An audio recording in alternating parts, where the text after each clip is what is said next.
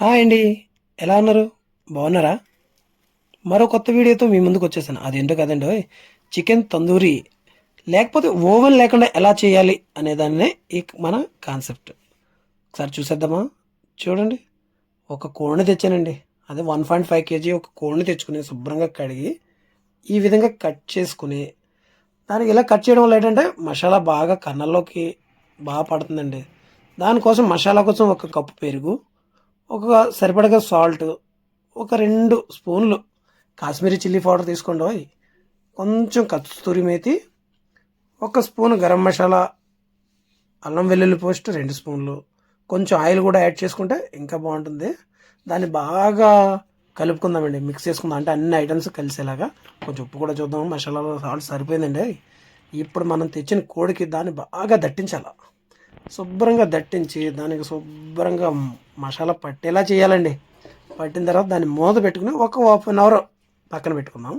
ఇప్పుడు బౌల్లో కొంచెం ఆయిల్ వేసుకుని మరగబెట్టి దాంట్లో మనం మసాలా పెట్టిన కోడిని తెచ్చి దాంట్లో పెడతాం. తెచ్చిన కూడా కదా, ఏం అరవలేండి, పర్లేదు. పెట్టిన తర్వాత చూడండి ఎలా అవుతుందో. ఒక్క 10 మినిట్స్ లో ఫ్లేమ్లో పెట్టి మూత పెట్టి తీసిన తర్వాత చూడండి, కోడి నుంచి దిగిన వాటర్ ఉంటుంది కదండి, ఆటోమేటిక్గా చికెన్ నుంచి కొంచెం వాటర్ తీసి ఆ వాటర్ లాక్కోవాలంటే ఏదో ఒకటి ఐరన్ ఏదన్నా ఇచ్చుకుని పొల్లో ఏదో ఒకటి ఇచ్చి దాన్ని కన్నాలు పెట్టుకుంటే ఇంకా బాగా లోపలికి మసాలా బాగా వెళ్తుంది అనమాట. ఇలా ప్రతిసారి మూత పెట్టి తీసిన ప్రతిసారి ఇలా తిప్పుకోవడం వల్ల ఏంటంటే 4 వైపులు కూడా సరౌండింగ్ మొత్తం కూడా కాలుతుంది. ఇప్పుడు మన చికెన్లో చూడండి నీళ్ళు వాటర్ వదిలేసింది కదా, ఆ వాటర్ని ఏం చేయాలంటే ఇలా పైన వేసుకోవడం వల్ల ప్రతి పాటుకి చికెన్లో లోపలికల్లా వెళ్ళి బాగా మసాలా పట్టి ఇన్సైడ్ అన్ని సైడ్లు కూడా మసాలా పడుతుంది. ఆ మసాలా పడుతూ ఉండగానే మనం ఏం చేయాలి, కోడిని 4 పక్కల తిప్పుకుంటూ కాసేపు మూత పెట్టుకుంటూ ఒక 5 మినిట్స్ అలా ఒక పక్క, 5 మినిట్స్ ఒక పక్క తిప్పి మూత పెట్టుకుంటూ కాల్చుకోవాలి. కాల్చిన తర్వాత చూడండి ఎలా వచ్చింది. దమ్ బాగుంది కదండి, దమ్ బాగా పట్టింది. ఇప్పుడు స్టవ్ వెలిగించి దాని మీద ఒక గ్రిల్ పెట్టుకుని ఆ గ్రిల్ మీద కోడిని పెట్టి కాలిస్తే ఇప్పుడు దమ్ముకి అసలు టేస్ట్ ఉంటుంది. అప్పుడు టేస్ట్ వస్తుంది. ఇలా కాల్చడం వల్ల టేస్ట్ బాగుంటుంది. చూడండి నేను ఎలా కాల్చుతున్నాను. చూడండి, కోడిలో ఉన్న ఆయిల్ మంట మీద పడడం వల్ల అది కొంచెం మంట రైజ్ అవుతుంది. లో ఫ్లేమ్లో పెట్టుకోండి, లో ఫ్లేమ్లో పెట్టి కాల్చాలి. బా, కలర్ అడిపోయిందండి. కోడి కాళ్ళు మాత్రం చిన్న దారంతో కట్టుకుంటే, అంటే కాళ్ళు కొంచెం విడిపోకుండా ఉంటాయి. ముందుగానే కొంచెం దారంతో కట్టుకోవాలండి కాళ్ళు 2 కలిపి. చూడండి మన తందూరి రెడీ అయిపోయింది. చూడండి కోడి బతుకున్నట్టు కనపడుతుంది నాకు, లేదంటే సచ్చిందే.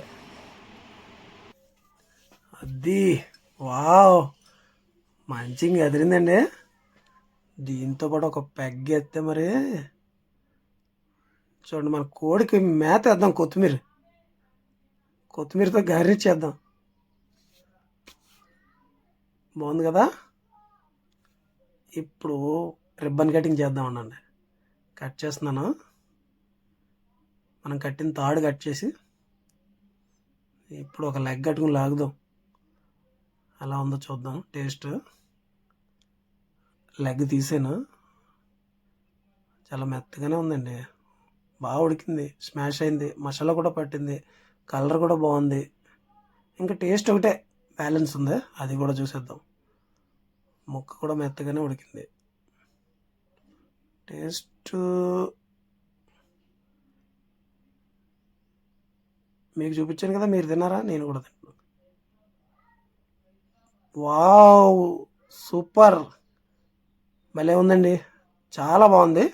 ఒక ఉల్లిపాయ ఒకటి, దానికి ఒక కొత్తిమీర ఒకటి కలిపి ఒక్కసారి నోట్లో పెట్టుకుంటే ఇంకా బాగుంటుంది. చూడండి కాలు లెగ్ ఎలాగుందో, బాగుంది కదా. మీరు కూడా ఒకసారి ట్రై చేయండి ఇదే పద్ధతిలో. ట్రై చేసి దీనివల్ల ఏంటంటే మన హోటల్లోకి వెళ్ళి కొనుక్కుని తినే కంటే ఇలా చేసుకోవడం వల్ల హెల్త్గా సేఫ్. అంటే మనం ఎటువంటి పాల్తూ ఐటమ్స్ వేయం కదా, మన ఇంట్లో ఉండే ఐటమ్స్. ఇంకా మా పిల్లలు కూడా తింటున్నారు చూడండి, తనకు కూడా నచ్చింది, వెయిట్ చేసి తింటుంది. ఏ విధంగా మీరు కూడా ట్రై చేయండి. ఒక్కసారి ట్రై చేసి టేస్ట్ బాగుంటే ఒక్కసారి నాకు కూడా కామెంట్ చేయండి. Please like and subscribe our channel please. Bye bye, thank you.